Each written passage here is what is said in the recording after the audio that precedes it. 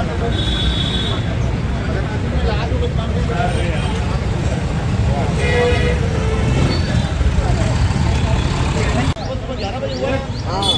ये गाड़ी खाली थी, पूरा खाली है।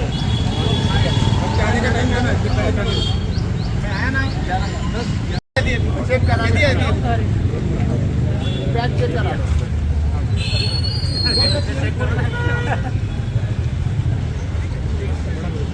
आज करीब 10:55 के आसपास हमें मान्य नाले से सूचना प्राप्त हुई कि एक यहाँ बम प्लांट हुआ, ऐसा मेल आया है।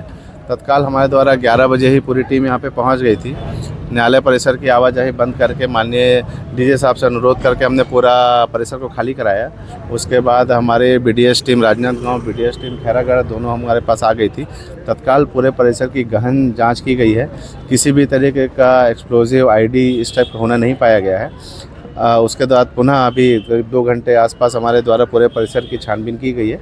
उसके बाद दोबारा माननीय न्यायालय को हमने निर्देश अनुरोध किया है कि यहाँ पर परिसर को उपयोग कर सकते हैं, तो उनका फिर परिसर को खोला गया है। बम स्क्वाड और डॉग टीम आई पूरी खैरागढ़ से भी टीम आई थी, हमारे राजनांदगांव की भी बीडीएस टीम थी।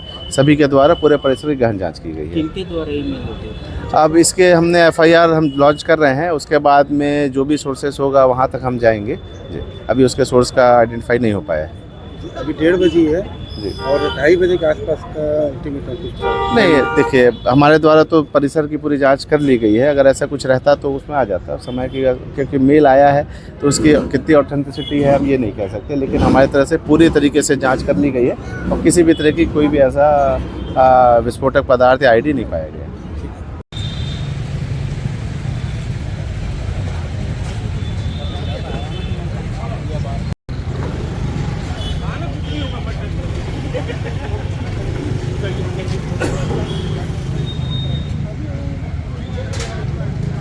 जांच की गई, लेकिन ऐसा कुछ पाया नहीं गया और न्यायालयीन कार्य सुचारू रूप से चल रहा है। उसमें कहीं कोई दिक्कत वाली बात नहीं है।